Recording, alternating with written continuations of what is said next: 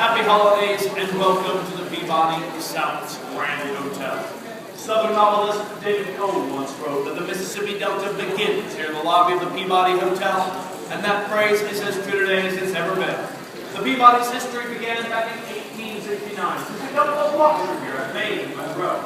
Colonel Robert Brinkley was our founder. He had set out to build the finest hotel the Mid-South had ever seen and name it the Brinkley House. He succeeded on that first point. But just before the grand opening, his good friend, Mr. George Peabody, passed away. Now, Mr. Peabody was not just a good friend of the owner, he was also a noted humanitarian and philanthropist. And it was in his honor that the name was changed at the last minute from the Brinkley House to the Peabody Hotel.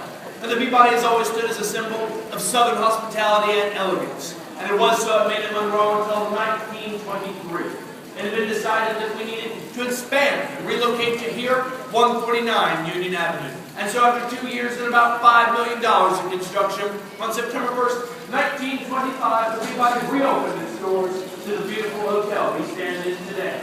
The Peabody has also served as a social center here in Memphis. We have hosted countless weddings, proms, parties, and celebrations. Many of those have been hosted on our Peabody rooftop, where we have a gorgeous view of downtown Memphis and the Mississippi River, as well as the Royal Dutch Palace, the lavish livings of our fine feathered friends. And the rooftop will be closed tonight for a private event, but I do encourage us to visit our memorabilia room.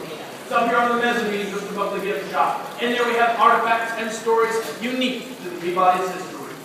We have portraits of presidents and stars who have graced our halls. We have played host to every president since Harry Truman here at the hotel. We have a piece of Elvis Presley's first contract, which was typed and signed here in this very lobby. And of course we have my favorite artifact, a memo from our general manager to the chef over at Shake Belief, explaining that we can have absolutely no duck served on any menu here at the hotel.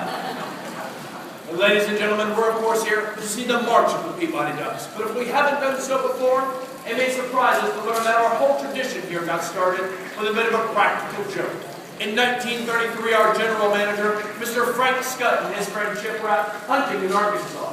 They brought with them some live duck decoys to help them hunt, but they also brought with them some Jack Daniels to help them keep warm. And the gentlemen focused a bit more on the Jack Daniels, never quite got around to hunting, and so were surprised when they returned to the hotel and found that they had forgotten to leave their 3 English tall ducks back at the farm. They improvised, snuck them into the hotel lobby, and let them loose into our factory instead. Their deed done, the gentlemen retired to their rooms for the night, but when they came down the next morning, they found a few things they didn't expect. And first of all, they were relieved to find that the ducks had stayed in the fountain the entire night long. But they were concerned because, well, they saw a crowd gathered around the fountain. They rushed over, they apologized, said that they would get this cleaned up right away. But the people there said no. They loved the ducks, and they suggested that we let them stay as our guests. And so, ladies and gentlemen, we have been honoring that request, but we have had ducks as permanent residents here at the hotel for the past 79 years. Then in 1940, we had a gentleman join us at Belmont, Mr. Edward Pembroke. Mr. Pembroke was a retired animal trainer for Ringling Brothers and Martha Bailey Circus. He told us that if given the opportunity, he could train our 5 North American Mallards to march across the rooftop, ride down the elevator, and then march down the red carpet into the lobby fountain every morning at 11 o'clock. There they would stay until 5 p.m. as we would usher them out of the fountain, march them back up the red carpet, up the elevators, and back to their rooms. Mr. Pembroke went on to march ducks at this hotel, ladies and gentlemen, for 50 years. He also took the ducks all across the country. They were on the Tonight Show with Johnny Carson. They're featured in People magazine. He and the Ducks even made a very special guest appearance on Sesame Street for National Rubber Ducky Day. And Mr. Pembroke did so much for the hotel, but especially for our ducks, that he was named the world's first duck master. My name is Anthony. I'm actually only the 5th duck master since 1940, and in just a few moments it will be my honor to continue our tradition for you. To the King Come March, I'll usher the ducks out of the fountain. We'll march back up the red carpet, up the elevators, and back to their room. I do ask that if we're here by the red carpet and the entrance to the elevator, that we keep those areas completely clear.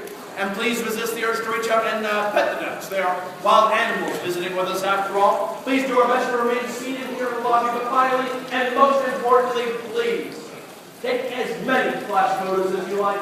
You are all guest with us here today at Peabody, and this march is for you. On behalf of the ladies and gentlemen and ducks here at Peabody Hotel. Thank you for joining us. Have a happy holiday. Thank